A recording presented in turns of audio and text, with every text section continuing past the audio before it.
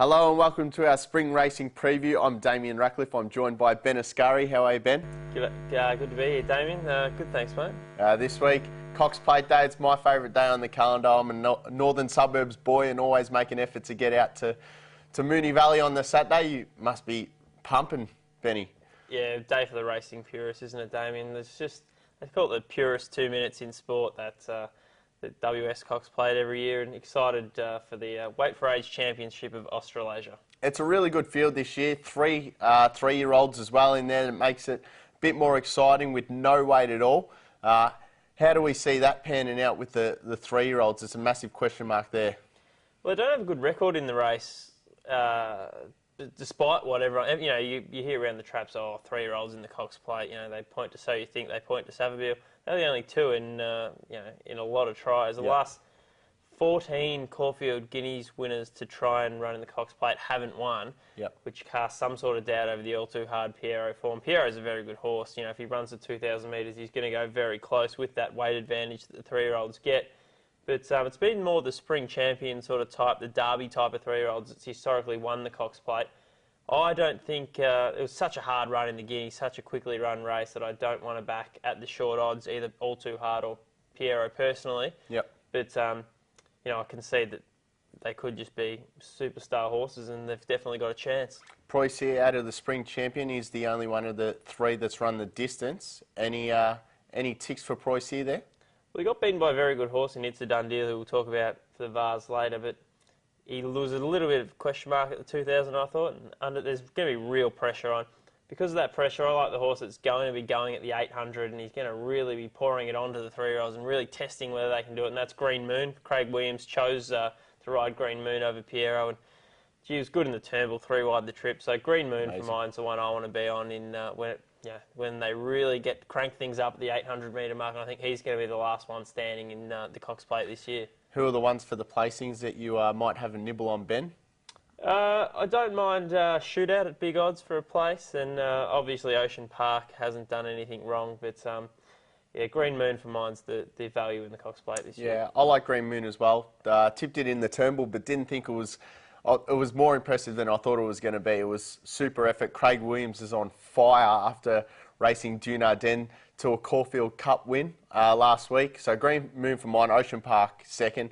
I think with Alcopop running second to Ocean Park and then backing it up in the Caulfield Cup, that gives massive ticks. I had a few question marks on Ocean Park on just how good he is, but he's a gun. And for third, I'm throwing in Preussier. Don't think it was the best run by the jockey in the spring champion. So with 49.5, I'll give it a crack there. So that's my three. We'll look ahead to a few of the other races.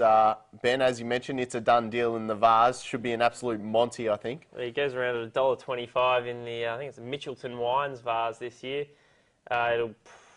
He's not there to, he's there to win, of course, but he's not there to have a hard run. So I don't know if you want to be taking $1.25 about a horse who's really just there to go around. And, the trainer wants him to have a look racing left-handed because all his runs so far in his career have been right-handed. He's a very good horse. He'll win the Derby, that's for sure. He's just an absolute moral in the Derby. He's about $2 now. I think he'll start odds on in the Derby after he easily accounts for them on Saturday. He's got 32 ratings points on his rivals on Saturday, so I think we can move on to the next race because that one's over the line. Yeah. The one just before the Cox Plate is the 1600 Crystal Mile. This is a really exciting race. Solzhenitsyn, your tip from a few weeks back, was very impressive. Runs up again here. Ambidexter out of the Epsom. Rangi Rangdu out of the Epsom and pretty much has similar weights to what it did. Really open race. Yeah, I'm excited about this one. Have to thank someone at the TAB that put up $5.50 yesterday about Rangi Rangdu. It didn't last long, but I think he might be the best bet of the day for me on Saturday. The key is Solzhenitsyn and Ambidexter. Ambidexter ran second in the Epsom, and Rangi Rangdu was 4 wide the trip. He had a big weight. Just forgive the run. Solzhenitsyn and Ambidexter are going up about 5.5, 6 kilos each to get up to weight for age, because the races run under weight for age, which is the key. Rangi Rangdu at weight for age, I think he's just a great bet up against these handicappers who meet him under weight for age conditions. Yep, I'm tipping Ambidexter. I thought it was really impressive. Gave Fat Al a real good run for his money in the Epsom. Pinker Pinker actually finished second in the Epsom last year, came down to Melbourne and took out the Cox Plate at some good odds. So Ambidexter's my tip on top, and then I'll tip Solzhenitsyn and Rangi Rangdu as my placings. Manikato Stakes night on Friday. This will be really exciting as well. Buffering will go around at about $2 even money.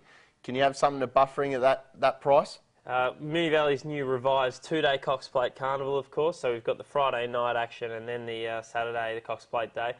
I think I can have something on around about the $2 on Buffering. Hopefully we get a little bit better on the night, but geez, going well. What a win that was, second up at Caulfield. He was too good for him first up. Barrier 1, I think he'll lead, and I actually don't think there'll be that much pressure because I don't know if Sea Siren wants to go up and eyeball him first up, or Satin Shoes has already said they're going to take a sit on her. So I think Buffering's just going to lead and kick away on the turn and be too good for him. His form line, as we said last time, is faultless. Yep. 7-time Group 1 placed. If you took out Black Caviar and Hayless, who he's been run second to, I think, on 4 times in Group 1s, he'd probably be a 4-time Group 1 winner. He deserves a Group 1. I think he'll get his first one on Friday night, and I like Buffering. Bell Sprinter didn't go too good in the Gilgai, but Moonee Valley might suit a bit better here. Yeah, definitely, and he might be one for the Quinellas or just for a place bet, or even have something each way at the big odds, because he's a very talented sprinter, as we've seen. Going through his form lines, I don't know if he's ever really beaten much, and all his best performances are first up over 1,000 and 1,100 metres. But I like him, and we're going to rock. He's another talented sprinter. I just don't know if they're going to get the speed on to be able to run the sectionals they're going to require to run down Buffering, and we know how good he is. Yeah, Buffering's the one to beat for mine. The one I want to throw in for second is Hallowell Bell. Obviously won the Gilgai. I think if it's just off the lead to the turn, has enough speed to She might be one that can have it go hang down on up on the speed. Yeah. Any other races we should be watching for? Any Sydney specials, Benny? No, we got burnt last week in Sydney with that Dare to Dream. It was a massive field, wasn't it? It was a new one last week. We got one of them got beaten. Found out it had a fractured skull in the last race, a new way to do your money, and then Mo Sheen, who loomed up, she was our best bet, loomed up to win, hit the front at the top of the straight, and we thought, how far does this win by? And subsequently we found out she's fractured her tibia, and she's going to be retired to stud, and she'll be served by Japanese champion Deep Impact in Japan. So a bit of a shame they're losing Mo Sheen for the spring, but it's been a good career, so yeah. And a quick view on Wednesday's Geelong Cup. How did you see that? Any that we should be watching straight into the Melbourne Cup from that run? Oh, it's tricky because they just absolutely walked. It was a sit and sprint. Like, there was a joke of a race in terms of pressure. Like, they just walked in front. You can't put the pen through. Obviously, Gatewood was impressive, and he'll be even better suited out to 3,200 metres at Flemington. But then again, you can't put the pen through Briganton on Malaki Day because the run was completely run not to suit. They had big weights, and that was just a sit and sprint affair. So we didn't learn a great deal, unfortunately, I don't think. But yeah, big chances for Gatewood, Briganton, and Malaki Day in the Melbourne Cup still. Okay, so it's going to be a huge weekend as far as Friday and Saturday night at Moonee Valley. Thanks for joining us again this week, Ben. Cheers, Damien. We'll see you next week's Derby, Melbourne Cup, Oaks on the Thursday, and then the last Saturday at Flemington is the Stakes. It's going to be an awesome run for the Melbourne Cup Carnival.